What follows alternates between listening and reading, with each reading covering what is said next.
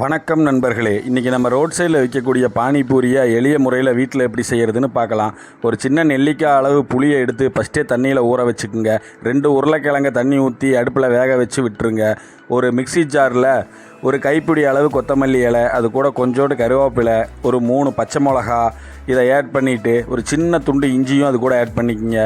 ஒரு 3 பல் பூண்டு, நம்ம கொத்தமல்லி எவ்வளவு எடுத்தோமோ அதே அளவில் புதினா இலையும் அதுக்குள்ளே சேர்த்துக்குங்க.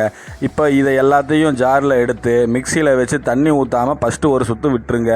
அதுக்கப்புறமா மறுபடியும் லைட்டாக தண்ணி ஊற்றி கொஞ்சம் பாதி அளவு பேஸ்ட் ஆகிற மாதிரி அரைச்சிக்குங்க.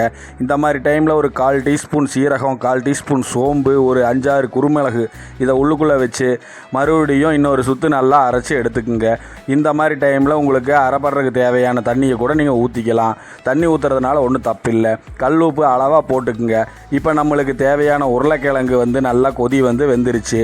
இப்போ அதையும் எடுத்து நம்ம தனியாக வச்சுக்கலாம். பக்கத்தில் இருக்கிற சூப்பர் மார்க்கெட்டில் ஒரு ரெடிமேட் பானிபூரி பேக்கெட் வாங்கிட்டு வந்தேன். 25 ரூபா ரேட்டு. அதில் எத்தனை பானிபூரி இருக்குதுன்னு எண்ணலாம் அப்படின்னு சொல்லி என் பையன் உட்காந்துட்டாரு. சரிப்பா, நீ அதை பொறுமையாக எண்ணி வெயின்னு அதுக்குள்ளே வேலையை முடிச்சுட்டு வந்துடுறேன்னு சொல்லி பூரியை பொரிக்க ஆரம்பிச்சிட்டேன்.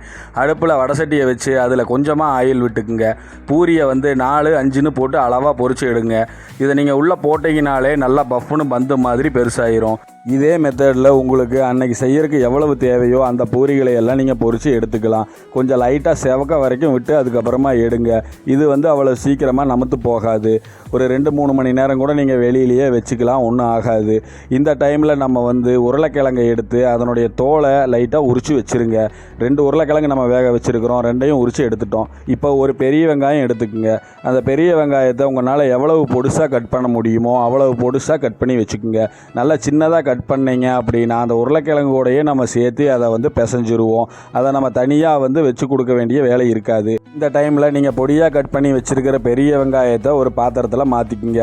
அது கூட நீங்கள் வேக வச்சுருக்கிற உருளைக்கிழங்கையும் எடுத்து அதையும் கட் பண்ணி அந்த பாத்திரத்தில் போட்டு இது 2ஐயும் நல்லா பிசைஞ்சு விட்டுக்குங்க. கையில் நல்லா பிசைஞ்சு விட்டுட்டு இது கூட கொஞ்சமாக கொத்தமல்லி தலையை பொடியாக கட் பண்ணி வச்சுருப்போம், அதையும் நம்ம எடுத்து அது கூட சேர்த்துக்கலாம்.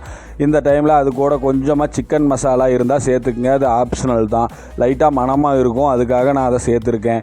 இப்போ நம்ம ஃபஸ்ட்டே ஊற வச்சுருக்கிற புளியை நல்லா கரைச்சிக்குங்க.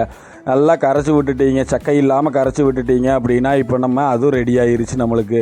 இப்போ நம்ம மிக்ஸி ஜாரில் அரைச்சி வச்சுருக்கிற அந்த பேஸ்ட்டு கூட தண்ணி தேவையான அளவுக்கு ஊற்றிக்கிங்க. நான் மொத்தமாக 30 பூரி பொரிச்சிருக்கிறேன். அந்த 30 பூரிக்கு எவ்வளவு தண்ணி தேவை அப்படிங்கிறத நம்மளே ஒரு கணக்கு பண்ணி கலந்துக்கலாம். இதுக்கு எனக்கு மொத்தமாகவே ஒரு 50 ரூபா தான் செலவாகிருக்கும். நம்ம கடையில் போய் வாங்கினோம் அப்படின்னா ஒரு பிளேட்டே நம்மளுக்கு 20 ரூபாய்க்கு சேல் பண்ணுறாங்க. இப்போ நீங்கள் இந்த தண்ணியை நல்லா வடிகட்டி எடுத்துக்குங்க. அதில் இருக்கிற அந்த கசடு திப்பி இதெல்லாம் இல்லாமல் நல்லா வடிகட்டி அதை தனியாக எடுத்து வச்சுக்குங்க. அது கூட நம்ம புளிக்கரைசலையும் அது கூட சேர்த்து அதையும் நல்லா வடிகட்டிக்கிங்க. இதில் இன்னொரு முக்கியமான விஷயம் அப்படின்னா, நீங்கள் வடிகட்டி யூஸ் பண்ணி வடிகட்டுங்க. நம்ம கையிலேயே வடிக்கலாம் அப்படின்னு நினச்சிங்கன்னா அதில் எப்படியா இருந்தாலும் சில அந்த திப்பிகள்லாம் உள்ளுக்குள்ளே கலந்து உங்களுக்கு அது சாப்பிடும்போது டிஸ்டர்ப் பண்ணும். அதனால் வடிகட்டியில் கலந்து எடுத்துகிட்டு இப்போ நம்ம இது கூட மறுபடியும் கூட கொஞ்சம் தண்ணி சேர்த்துக்கலாம்.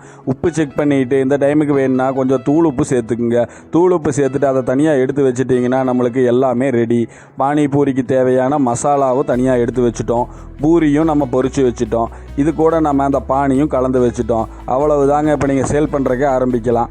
இப்போ நான் ஒரு தட்டில் அழகாக அந்த பூரியை ஒரு விரலில் உடச்சி விட்டு அது கூட அந்த கிழங்கு மசாலாவையும் உள்ளுக்குள்ளே வச்சு பானி தனியாக ஒரு டம்ளரில் ஊற்றி வச்சு எடுத்து கொடுத்துட்டேன் பையனுக்கு. பையன் அதை அப்படியே வச்சு ஊற்றி சாப்பிட்றான். இப்போ நம்ம அவனை கடைக்கு கூட்டிகிட்டு போயிருந்தால் இப்போ ஒரு 100 ரூபா செலவாகிருக்கும் 4 பேர்த்துக்கு. அதில் நான் மொத்தமாகவே ஒரு 50 ரூபா செலவில் ஹைஜீனிக்காக அவங்களுக்கு வீட்லேயே நான் செஞ்சு கொடுத்துட்டேன். நம்ம கடையில் சாப்பிட்ற மாதிரியே டேஸ்ட்டு அட்டகாசமாக இருந்தது. குழந்தைகளும் விரும்பி சாப்பிட்டாங்க.